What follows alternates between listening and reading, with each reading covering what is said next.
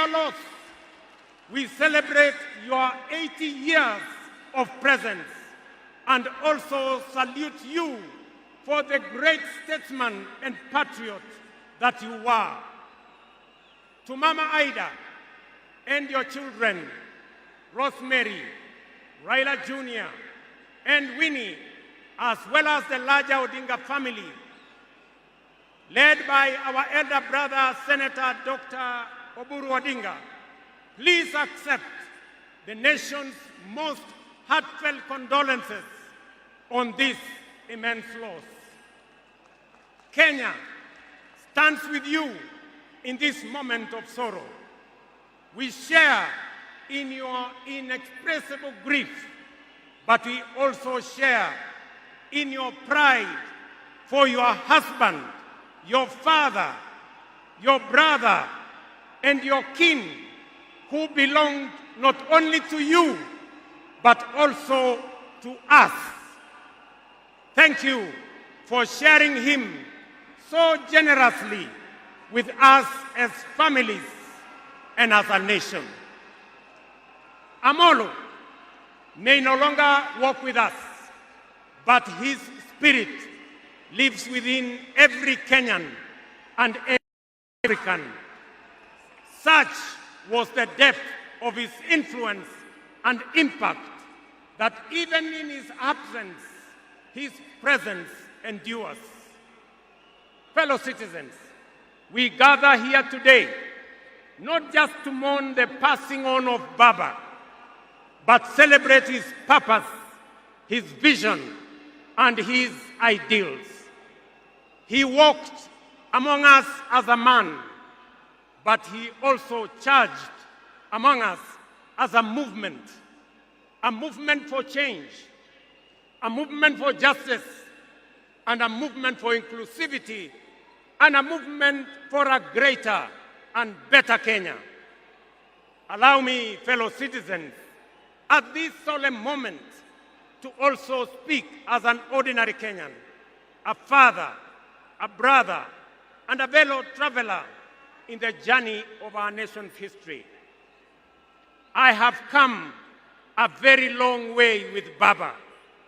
When I stood by him with the other Pentagon members at a defining moment in his and our nation's history, I neither knew that one day we would find ourselves on opposite sides, nor could I have imagined that years later he would stand by me, this time to steady the nation and to help anchor my leadership, culminating in the birth of the broad-based government. To you, Baba, I owe you, and I am truly and eternally grateful that our paths crossed and that we shared this journey together.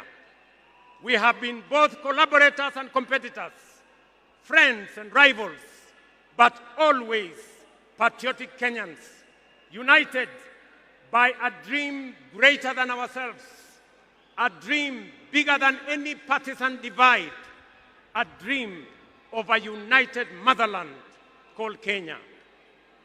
As I have reflected on Raila's legacy following his passing, I have entertained no doubt in my mind that history will judge him fairly and kindly, because whenever the nation needed him to rise above self, he always did unreservedly. Whenever Kenya needed reason, he became the voice of reason courageously. And whenever the country needed a hand of reconciliation, he offered it without hesitation. Perhaps one of the greatest lessons he taught us was this: in the noble task of statecraft and nation building, there is room for all of us, competitors and collaborators, rivals and allies, bound together by one higher purpose, the greater good of our republic.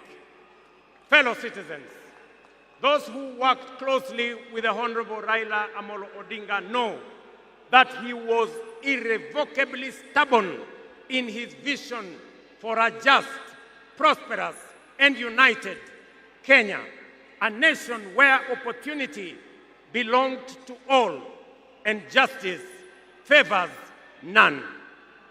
In Tinga, Kenya found a reformer, a moral compass, a reconciler.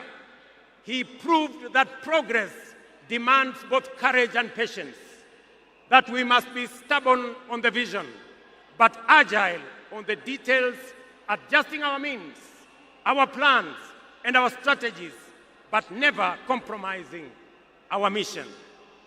The gentleman, we are bidding fair